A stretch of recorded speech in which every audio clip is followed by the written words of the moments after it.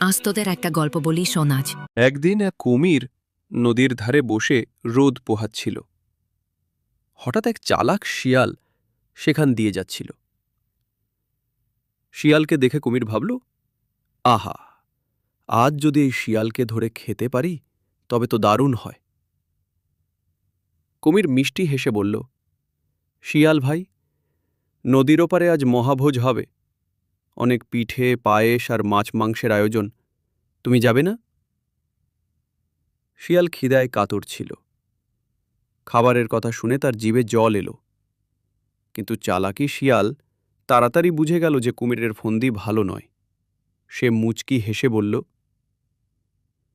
যাব তো বটেই, তবে আমার শরীর ভারী। তুমি কি আমাকে পিঠে করে ওপারে পৌঁছে দেবে? কুমির তো ঠিক এই সুযোগটাই চাইছিল। বলল, আহা, তাতে সমস্যা কি? উঠো। শিয়াল লাফিয়ে কুমিরের পিঠে উঠল।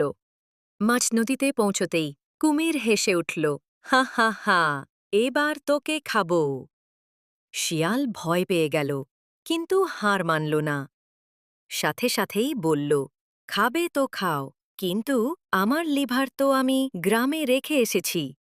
ভোজের জন্য পরিষ্কার করে ঘরে ঝুলিয়ে রেখেছি। লিভার ছাড়া খেলে তো তোমার মজা হবে না। কুমির বোকা আর লোভী ছিল। সে তৎক্ষণাৎ বলল, তাহলে আগে চলো তোমার লিভারটা নিয়ে আসি। কুমির আবার শিয়ালকে নিয়ে তীরে ফিরল।